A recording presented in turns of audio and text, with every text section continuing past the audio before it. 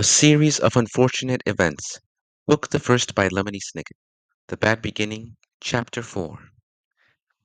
The Baudelaire orphans copied the puttanesca recipe from the cookbook onto a piece of scrap paper, and Justice Strauss was kind enough to escort them to the market to buy the necessary ingredients. Count Olaf had not left them very much money, but the children were able to buy everything they needed. From a street vendor, they purchased olives after tasting several varieties and choosing their favorites. At a pasta store, they selected interestingly shaped noodles and asked the woman running the store the proper amount for 13 people, the 10 people Count Olaf mentioned, and the three of them. Then at the supermarket, they purchased garlic, which is a sharp tasting bulbous plant, anchovies, which are small salty fish, capers, which are flower buds of a small shrub and taste marvelous, and tomatoes, which are actually fruits and not vegetables, as most people believe. They thought it would be proper to serve dessert, and bought several envelopes of pudding mix. Perhaps, the orphans thought, if they made a delicious meal, Count Olaf might be a bit kinder to them. "Thank you so much for helping us out today," Violet said, as she and her siblings walked home with Justice Strauss. "I don't know what we would have done without you." "You seem like very intelligent people," Justice Strauss said. "I dare say you would have thought of something, but it continues to strike me as odd that Count Olaf has asked you to prepare such an enormous meal. Well, here we are. I must go inside and put my own groceries away. I hope you children will come over soon and borrow books from my library." "Tomorrow?" Klaus said quickly. "Could we come over tomorrow?" "I don't see why not," Justice Strauss said, smiling. "I can't tell you how much we appreciate this," Violet said, carefully. With their kind parents dead, and Count Olaf treating them so abominably, the three children were not used to kindness from adults, and weren't sure if they were expected to do anything back.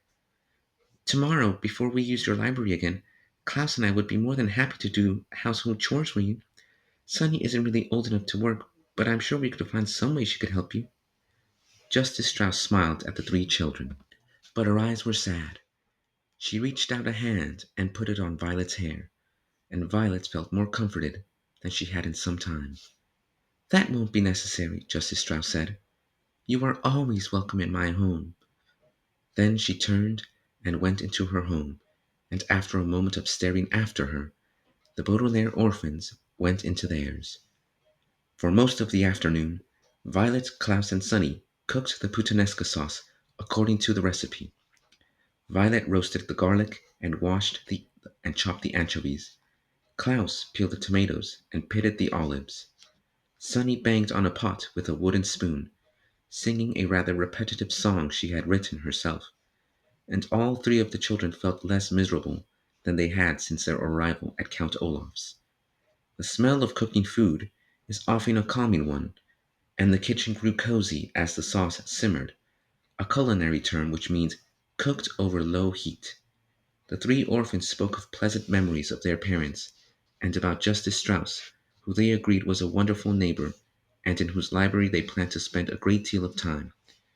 As they talked, they mixed and tasted the chocolate pudding. Just as they were placing the pudding in the refrigerator to cool, Violet, Klaus, and Sunny heard a loud, booming sound as the front door was flung open, and I'm sure I don't have to tell you who was home. "Orphans!" Count Olaf called out in his scratchy voice. "Where are you, orphans?" "In the kitchen, Count Olaf," Klaus called. "We're just finishing dinner." "You better be," Count Olaf said, and strode into the kitchen. He gazed at all three Baudelaire children with his shiny, shiny eyes. "My troop is right behind me, and they are very hungry." "Where's the roast beef?" "We didn't make roast beef," Violet said. "We made puttanesca sauce." "What?" Count Olaf asked. "No roast beef?" "You didn't tell us you wanted roast beef," Klaus said. Count Olaf slid toward the children so that he looked even taller than he was. His eyes grew even brighter, and his one eyebrow raised in anger. "In agreeing to adopt you," he said, "I've become your father, and as your father I am not someone to be trifled with. I demand that you serve roast beef to myself and my guests." "We don't have any," Violet cried. "We made puttanesca sauce." "No, no, no!" Sonny shouted. Count Olaf looked down at Sonny, who had spoken so suddenly. With an inhuman roar, he picked her up in one scraggly hand and raised her so she was staring at him in the eye. Needless to say, Sonny was very frightened and began crying immediately, too scared to even try to bite the hand that held her. Put her down immediately, you beast! Klaus shouted. He jumped up, trying to rescue Sonny from the grasp of the Count, but he was holding her too high to reach. Count Olaf looked down at Klaus and smiled a terrible, toothy grin, raising the wailing Sonny up even higher in the air. He seemed about to drop her to the floor when there was a large burst of laughter in the next room. Olaf? Where's Olaf? Voices called out. Count Olaf paused, still holding the wailing Sonny up in the air, as members of his theater troupe walked into the kitchen. Soon they were crowding the room, an assortment of strange-looking characters of all shapes and sizes. There was a bald man with a very long nose, dressed in a long black robe. There were two women who had bright white powder all over their faces, making them look like ghosts. Behind the women was a man with very long and skinny arms, at the end of which were two hooks instead of hands. There was a person who was extremely fat and who looked like neither a man nor a woman. And behind this person, standing in the doorway, were an assortment of people the children could not see, but who promised to be just as frightening. Here you are, Olaf, said one of the white-faced women. What in the world are you doing? I'm just disciplining these orphans, Count Olaf said. I asked them to make dinner, and all they have made is some disgusting sauce. You can't go easy on children, the man with the hook hand said. They must be taught to obey their elders. The tall, bald man peered at the youngsters. Are these, he said to Count Olaf, those wealthy children you were telling me about? Yes, Count Olaf said. They are so awful I can scarcely stand to touch them. With that, he lowered Sonny, who was still wailing, to the floor. Violet and Klaus breathed a sigh of relief that he had not dropped her from that great height. I don't blame you, said someone in the doorway. Count Olaf rubbed his hands together as if he had been holding something revolting instead of an infant. Well, enough talk, he said. I suppose we will eat their dinner, even though it is all wrong. Everyone, follow me to the dining room, and I will pour us some wine. Perhaps by the time these brats serve us, we will be too drunk to care if it is roast beef or not.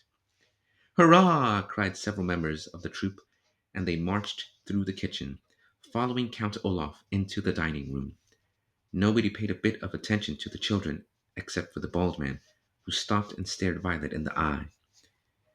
You're a pretty one, he said, taking her face in his rough hands. If I were you, I would try not to anger Count Olaf, or he might wreck that pretty little face of yours. Violet shuddered, and the bald man gave a high-pitched giggle and left the room. The Baudelaire children, alone in the kitchen, found themselves breathing heavily, as if they had just run a long distance. Sonny continued to wail, and Klaus found that his eyes were wet with tears as well. Only Violet didn't cry, but merely trembled with fear and revulsion, a word which here means an unpleasant mixture of horror and disgust. For several moments, none of them could speak. This is terrible, terrible, Klaus said finally. Violet, what can we do? I don't know, she said. I'm afraid. Me too, Klaus said. Hux, Sonny said, as she stopped crying. Let's have some dinner, someone shouted from the dining room, and the theater troupe began pounding on the table in strict rhythm, which is an exceedingly rude thing to do. We'd better serve the puttanesca, Klaus said, or who knows what Count Olaf will do to us. Violet thought of what the bald man had said about wrecking her face, and nodded. The two of them looked at the pot of bubbling sauce, which had seemed so cozy while they were making it, and now looked like a vat of blood. Then, leaving Sonny behind in the kitchen, they walked into the dining room, Klaus carrying a bowl of the interestingly shaped noodles, and Violet carrying the pot of puttanesca sauce, and a large ladle with which to serve it. The theater troupe was talking and cackling, drinking again and again from their wine cups, and paying no attention to the Baudelaire orphans as they circled the table, serving everyone dinner. Violet's right hand ached from holding the heavy ladle. She thought of switching to her left hand, but because she was right-handed, she was afraid she might spill the sauce with her left hand, which could enrage Count Olaf again. She stared miserably at Count Olaf's plate of food and found herself wishing she had bought poison at the market and put it into puttanesca sauce. Finally, they were through serving, and Klaus and Violet slipped back into the kitchen. They listened to the wild, rough laughter of Count Olaf and his theater troupe, and they picked at their own portions of food, too miserable to eat. Before long, Olaf's friends were pounding on the table in strict rhythm again, and the orphans went out to the dining room to clear the table, and then again to serve the chocolate pudding. By now, it was obvious that Count Olaf and his associates had drunk a great deal of wine, and they slouched at the table and spoke much less. Finally, they roused themselves and trooped back through the kitchen, scarcely glancing at the children on their way out of the house. Count Olaf looked around the room, which was filled with dirty dishes. "Because you haven't cleaned up yet," he said to the orphans, "I suppose you can be excused from attending tonight's performance. But after cleaning up, you are to go straight to your beds." Klaus had been glaring at the floor, trying to hide how upset he was, but at this he could not remain silent. "You mean our bed!" he shouted. "You have only provided us with one bed." Members of the theater troupe stopped in their tracks at this outburst and glanced from Klaus to Count Olaf to see what would happen next. Count Olaf raised his one eyebrow, and his eyes shone bright, but he spoke calmly. "If you would like another bed," he said, "tomorrow you may go into town and purchase one." "You know perfectly well we haven't any money," Klaus said. "Of course you do," Count Olaf said, and his voice began to get a little louder. "You are the inheritors of an enormous fortune." "That money," Klaus said, remembering what Mr. Poe said, "is not to be used until Violet is of age." Count Olaf's face grew very red. For a moment he said nothing. Then, in one sudden movement, he reached down and struck Klaus across the face. Klaus fell to the floor, his face inches from the eye tattooed on Olaf's ankle. His glasses leaped from his face and skittered into a corner. His left cheek, where Olaf had struck him, felt as if it were on fire. The theater troupe laughed, and a few of them applauded as if Count Olaf had done something very brave instead of something despicable. "Come on, friends," Count Olaf said to his comrades. "We'll be late for our own performance." "If I know you, Olaf," said the man with the hook hands, "you'll figure out a way to get at that Baudelaire's money." "We'll see," Count Olaf said, but his eyes were shining bright as if he already had an idea. There was another loud boom as the front door shut behind Count Olaf and his terrible friends, and the Baudelaire children were alone in the kitchen. Violet knelt at Klaus's side, giving him a hug to try to make him feel better. Sonny crawled over to his glasses, picked them up, and brought them to him.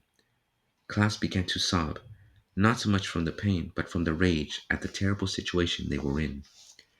Violet and Sonny cried with him, and they continued weeping as they washed the dishes, and as they blew out the candles in the dining room, and as they changed out of their clothes and lay down to go to sleep. Klaus in the bed, Violet on the floor, Sonny on her little cushion of curtains. The moonlight shone through the window, and if anyone had looked into the Baudelaire orphan's bedroom, they would have seen three children crying quietly all night long.